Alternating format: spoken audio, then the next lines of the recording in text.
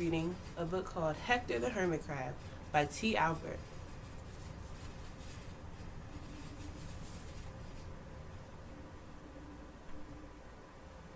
As Hector the Hermit Crab crawled along the sandy shallows of the lagoon, he noticed a strange shadow form across the small hills and valleys of the sand.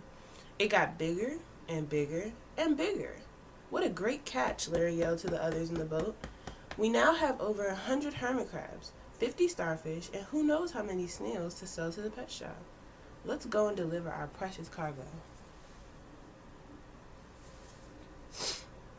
About 1 week later, Tammy and Jimmy were shopping with their mom at a new plaza that had just opened in their town. It was a nice plaza and built just across the street from a small beach, a lagoon, and the big, blue, beautiful ocean. Excuse me.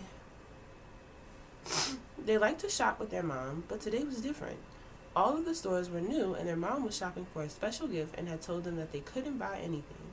They weren't bored, but they definitely were not happy. Jimmy mumbled as they walked. Another shoe store. Oh, look, more dresses. Pots and pans, just what I need. Jimmy, Tammy said, it's hard enough as it is without listening to you complain. I don't like being here any more than you, but you don't hear me grumbling. What are you doing now? Jimmy asked. Their mom smiled and just kept on walking through the maze of stores. We're almost there, she said. Almost where? Asked Tammy. Almost at another shoe store, blurted Jimmy. Actually, their mom said, I was thinking of the new pet shop. It's supposed to be the best in the area. It has a giant aquarium with all kinds of fish, even a shark. There are birds, dogs, cats, lizards, and more. It's almost like a zoo. I thought you two could spend some time there. Well, I got that special gift.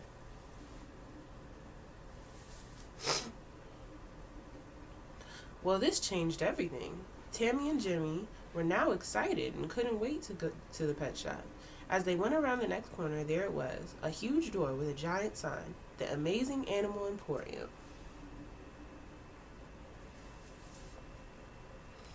As they walked through the door, they couldn't believe their eyes. There, right in the middle of the store, was an aquarium that was bigger than any swimming pool they had ever seen. They walked around and peered into the water and saw all sorts of creatures. Look at all the clownfish, Tammy said. Well, they better swim fast. Look at that shark, Jimmy replied. Oh, they were amazed. They seemed to be every type of fish and sea creature right in the middle of the store. This truly was an amazing pet shop.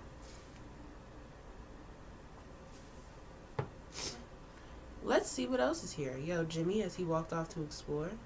They were amazed at the animals that were for sale, and each type of animal had its own room. The door with the sign, Slithers, had all sorts of snakes. The pond had frogs, toads, and giant dragonflies. Arachnoland had spiders, and Chirps had hundreds of different birds. There were rooms for cats, dogs, hogs, and more. I wonder what's in Little Critters, Tammy said. There's only one way to find out, Jimmy replied as they walked in together. As they looked at all the small and sometimes unusual animals, they were amazed that people had these as pets. There were mice, chipmunks, moles, starfish, snails, clams, beetles, and all things small. Look at this, squealed Tammy. A hermit crab. Cool, replied Jimmy. Although the crab didn't do much, they watched with fascination as it crawled over the sand and rocks. Once in a while, it would start to come out of its shell and then quickly pop back in and cover its face with its giant claw.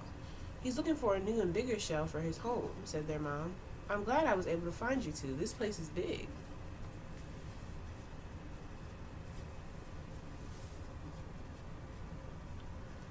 Tammy looked at the crab and said, Bye, Hector. We'll miss you. Jimmy waved to him and turned to walk away. As the three were leaving, they heard a tapping on the glass. I don't believe this, said their mom. That crab is saying goodbye to you two. I guess we'll just have to buy him and have a new pet. Now the fun began. They had the salesperson get Hector, since Tammy already named him, and put him into a box. Then they bought him a new cage.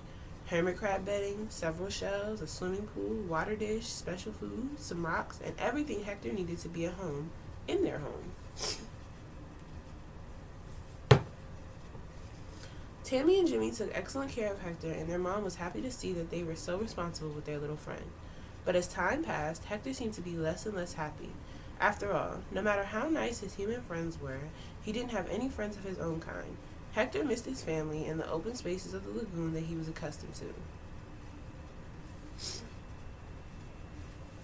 One morning, Jimmy and Tammy decided that although Hector was a good pet, he deserved things they couldn't give him. "Mom," Tammy asked from across the room, "can we let Hector go?" "Don't you like him anymore?" she inquired. "Of course we do," said Jimmy, "but he isn't happy here, and setting him free would be the best for him." Their mother thought.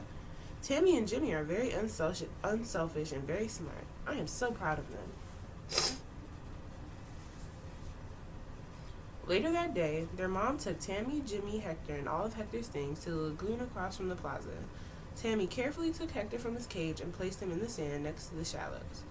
Jimmy put his swimming pool and rocks in the sand, and their mom placed his food dish securely between two rocks. As they left with the empty cage, they thought they heard a faint tapping on a rock.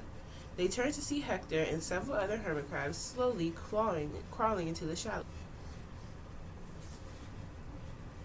A true act of love is ensuring that everyone is happy.